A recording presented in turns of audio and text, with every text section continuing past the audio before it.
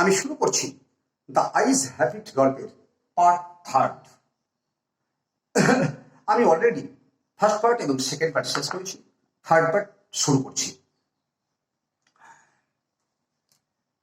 তোমরা বইটা দেখবে 45 পেজ, একদম 35 পাতার প্রথম 3 প্যারাগ্রাফের পর থেকে পড়ব। It is nice to be told I have an interesting face. শুনতেও ভালো লাগে যে আমি নাকি দেখতে সুন্দর। কত সুন্দর কথা। It is nice to be told I have an interesting face. আমার কৌতূহলী চেহারা, আমার চেহারা সুন্দর, সত্যি এটা শুনতে খুব ভালো লাগে। I am tired of people telling me I have a pretty face.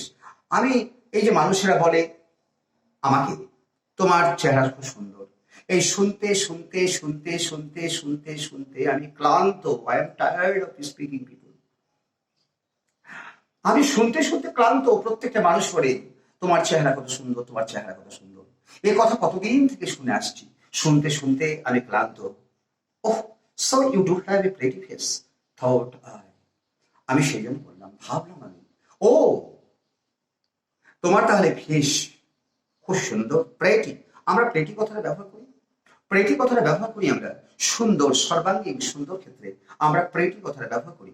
Pretty আরো তো একটি ওয়ার্ড আছে, যেমন হ্যান্ডসাম আছে, বিউটিফুল আছে, নাইস আছে, ইত্যাদি ইত্যাদি আরো আছে। I said, well, an interesting face can also be pretty.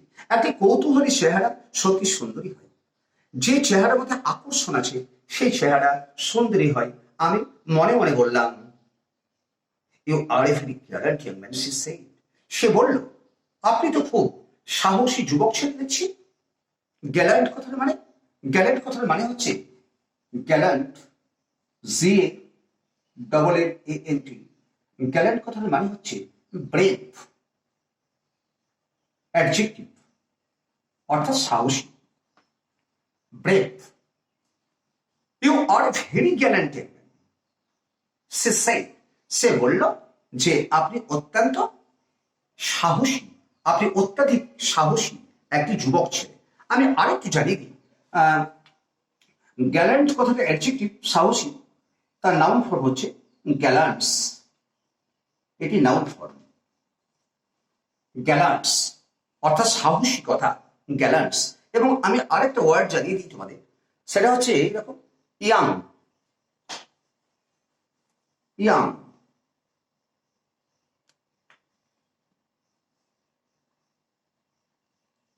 এটিও অ্যাডজেক্টিভ এবং এর নাউন ফর্ম হচ্ছে ইয়াথ। এটার মানে হচ্ছে যৌবন, এটার মানে হচ্ছে যুবক।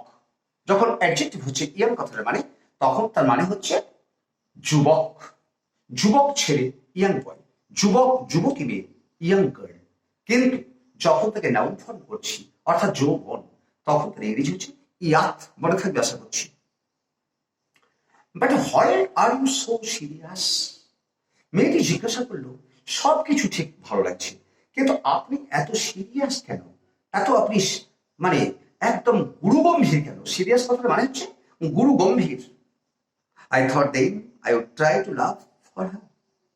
I thought then I would try to love for her. তখন আমি ভাবলাম, আমি তার জন্য যেন একটু হাসি, আমি তার জন্য। দেখো, একটা সাইকোলজিক্যাল অ্যানালিসিস যদি আমি করতে চাই, ছেলেটি জীবনে প্রচন্ড দুঃখ পেয়েছে। সে জন্মান্ধ, বড় ব্লাইন্ড। যে অন্ধ, তার অন্ধত্বের যে যন্ত্রণা, সেটি বড় ভয়াবহ। জীবনে কারো কাছ থেকে সে লাভ পায়নি, গডের কাছ থেকে লাভ পায়নি। জীবনটা একেবারে তিক্ত, তেতো। মেয়েটি যখন বলল, আপনি সিরিয়াস কেন? মেয়েটির কথা শুনে ছেলেটি ভাবল, আমি একটু হাসি, অন্তত একটু তার জন্য হাসার চেষ্টা করি। অর্থাৎ ছেলেটি জীবনে হাসতে জানে না। The boy does not know what is love. ওই বলেনি হ্যারি প্রিন্স বলে একটা গল্প। আমি মানে লেন্দি করবো না, ক্লাস শেষ করতে হবে, তথাপি একটু বলি, না বললেই নয়। সাহিত্যের মাস্টার তোমরা। হ্যাপি প্রিন্স বলে একটি গল্প আছে। তো হ্যাপি প্রিন্স বলছে, যখন আমি জীবিত ছিলাম তখন আমার এই শহরের কদর্যতা আমার চোখে পড়েনি। আমি রাজপ্রাসাদের বাইরে যাইনি, মানুষের কষ্ট নিজের চোখে দেখিনি।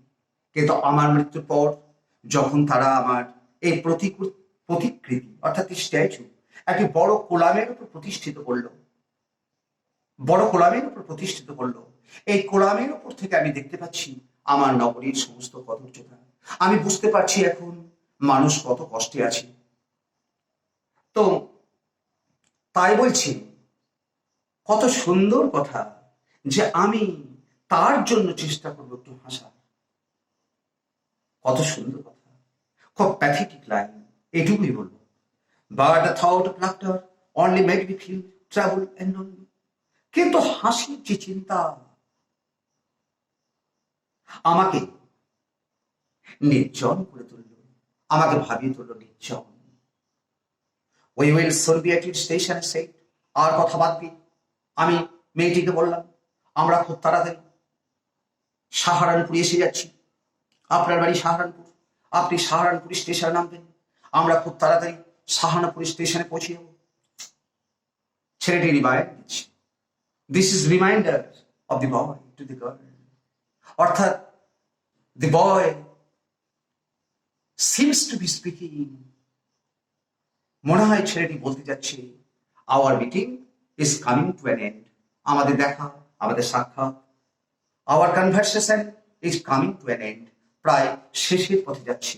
সাহারানপুর আর দূরে নেই, আমরা আপনার স্টেশনে পৌঁছে যাচ্ছি। আমি বললাম, thank goodness it is short journey, আপনাকে ধন্যবাদ, এটা আমাদের ছিল একটা ছোট্ট ভ্রমণ। I cannot bear to sit in a train for more than 2 or 3 hours. মেয়েটি বলছে যে আমি ট্রেনের মধ্যে 2 থেকে 3 ঘন্টা বেশি বসে থাকতে পারি না, আমার বসে থাকা যায় না। একটা ট্রেনের মধ্যে 2 থেকে 3 ঘন্টা বেশি আমি বসে থাকতে পারি না। এটা আমার কাছে অত্যন্ত টায়ার্ডসাম, অত্যন্ত কি বলবো, টেডিয়াস জার্নি। আমার পক্ষে 2 থেকে 3 ঘন্টা বেশি জার্নি করা সম্ভব হয় না। Yet I was prepared to sit there for almost any length of time. কিন্তু এটা ন্যারেটরের কথা নয়। ন্যারেটর বলছে যে আমি যতক্ষণ খুশি ততক্ষণ এই ট্রেনের মধ্যে বসে থাকতে নিজেকে প্রস্তুত করে রেখেছিলাম, just to listen her talking, কেবলমাত্র তোমার কথা শোনার জন্য। তোমার কথা কত মিষ্টি, how sweet your words are, how pleasant your words are. মনে হচ্ছে ওই সেই উত্তম কুমারের একটা আমরা সিনেমা দেখেছি, সেই এ পথ যদি শেষ না হয়, এ পথ যদি শেষ না হয় কেমন হতো তুমি বলো তো, এ পথ যদি শেষ না হয় কেমন হতো তুমি বলো তো। অর্থাৎ এই যে রোম্যান্টিক স্পেল, একজন প্রেমিক এবং প্রেমিকা যদি একই ট্রেনে ভ্রমণ করে, তাহলে মনে হবে কি যে জার্নিটা ক্লান্তিকর। সেই নায়ক বা নায়িকা, প্রেমিক বা প্রেমিকা মনে করবে ট্রেন চলতেই থাকুক, ট্রেন চলতেই থাকুক, ট্রেন চলতেই থাকুক, গন্তব্যস্থল যেন না আসে।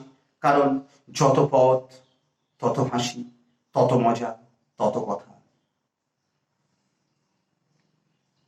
ঠিক তাই ন্যারেটর বলছে যে যতক্ষণ খুশি ততক্ষণ এই মেয়েটির কথাবার্তা শোনার জন্য আমি নিজেকে প্রস্তুত করে রেখেছিলাম। I did not look at my watch. I have not become tired. I have not become tedious. এই জার্নি আমার কাছে বড় মধুর journey. Her voice had the sparkle of a mountain stream. Her voice had the sparkle of a mountain stream. তার কণ্ঠস্বর মনে হচ্ছে পর্বত থেকে বয়ে আসা ঝর্ণার যেমন মিষ্টি শব্দ। মাউন্টেন মানে পর্বত, মাউন্টেন মানে পর্বত, স্ট্রিম মানে জলাশয়। সেই পাহাড় থেকে গড়ে আসা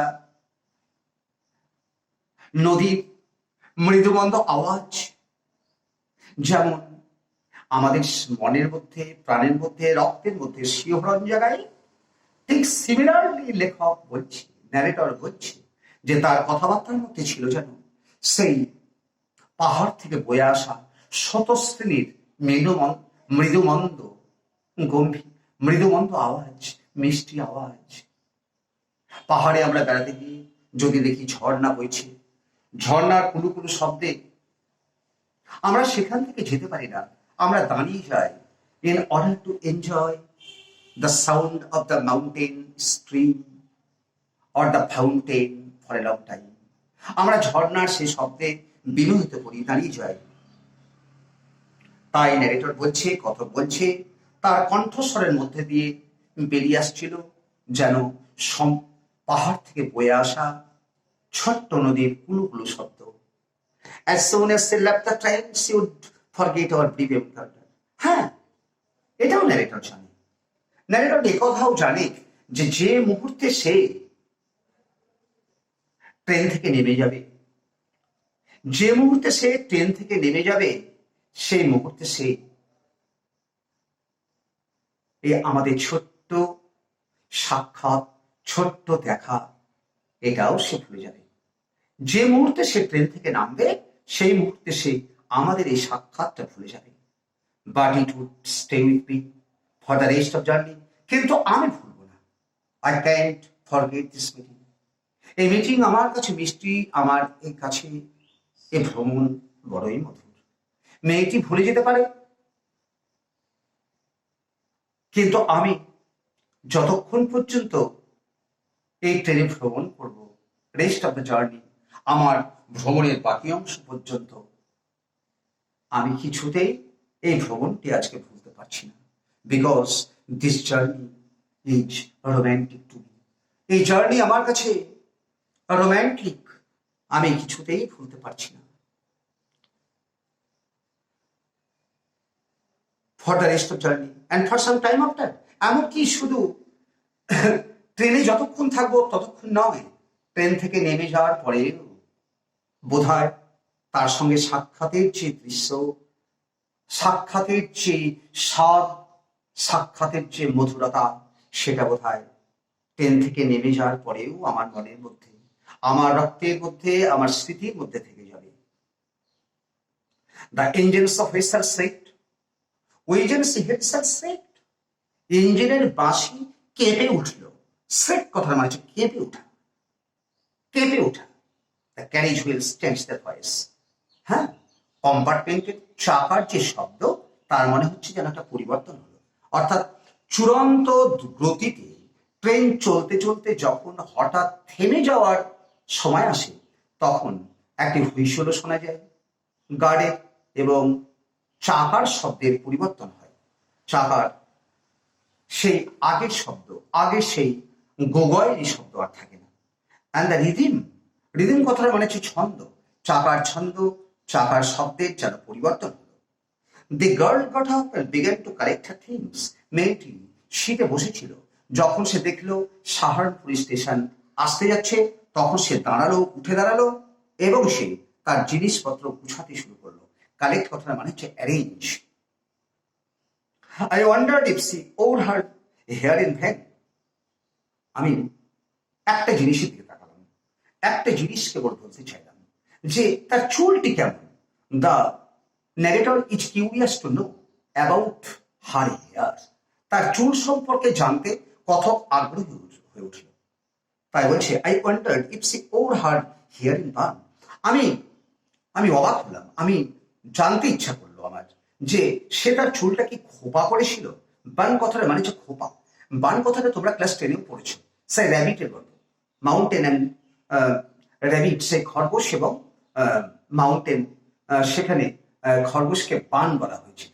আমি তোমাদেরকে সেদিনও বলেছিলাম যে খরগোশের ইংরেজি বান নয়, বান হচ্ছে চুলের গোটা, চুলের যে গোটা বা খোপা, তাকে বলা হয় বান।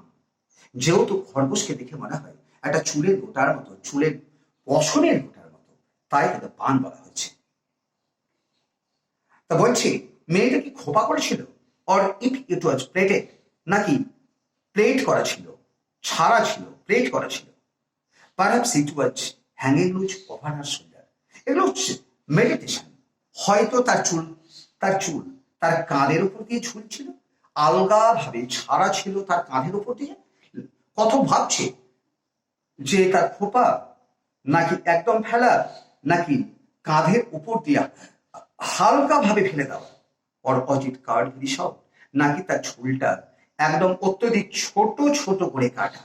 এই সমস্ত প্রশ্ন তার চেহারা সম্পর্কে নয়, তার অন্যান্য কিছু নয়, তার চুল সম্পর্কে একটু বর্ণনা পাওয়ার জন্য, চুল সম্পর্কে একটু জানার জন্য ন্যারেটর উদ্গ্রীব হয়ে উঠেছে, কৌতূহলী হয়ে উঠেছে। The train drew slowly into the station. আস্তে আস্তে ট্রেন স্টেশনে ঢুকলো। ড্র কথার মানে হচ্ছে আঁকা। ড্র আমি তোমাদেরকে অনেকবার বলেছি, তোমরা অনেকবার শুনেছ দি ওয়ার্ড ড্র। ড্র হচ্ছে ফার্স্ট ফর্ম, ড্রিউ হচ্ছে সেকেন্ড ফর্ম, এবং third form is drawn. Draw, drew, drawn. ট্রেনটি আস্তে আস্তে স্টেশন ঢুকলো। Outside there was the shouting of porters. বাইরে দেখা গেল পোর্টার্স এবং ভেন্ডার্স এর শাউটিং। পোর্টার্স মানে কুলি, ভেন্ডার হচ্ছে ফেরিওয়ালা। কুলি এবং ফেরিওয়ালার গলার শব্দ, চিৎকার শোনা গেল বাইরে, ট্রেনের বাইরে। And a high pitched female voice near the carriage door. এবং আমাদের কামরার দরজার কাছে শোনা গেল একটি উচ্চ কণ্ঠ বিশিষ্ট মহিলার কণ্ঠ। বুঝা গেল? মানে অত্যন্ত তীব্র চিৎকার বিশিষ্ট একটি মহিলার কণ্ঠ শুনতে পেলাম আমার ক্যারেজের ঠিক দরজার কাছে। The voice must have belong to the girls. এই কণ্ঠস্বর নিশ্চয়ই এই মেয়েটার কাকিমা। লেখক ন্যারেটর আগেই জানতে পেরেছে যে সাহারনপুর স্টেশনে মেয়েটির কাকিমা মেয়েটির জন্য অপেক্ষা করছে। তাই চিৎকার শুনে মনে হলো, মহিলার কণ্ঠস্বর শুনে মনে হলো এটি আর কেউ নয়, সেই মহিলা, অর্থাৎ এই মেয়েটির কাকিমা। Goodbye the guard said. মেয়েটি বলল, তোমাকে বিদায়, আমাদের দেখা শেষ, আমাদের ভ্রমণ শেষ। এইখানে পার্ট থার্ডে শেষ করছি, পরবর্তী পার্টে বাকি অংশটি পড়ছি।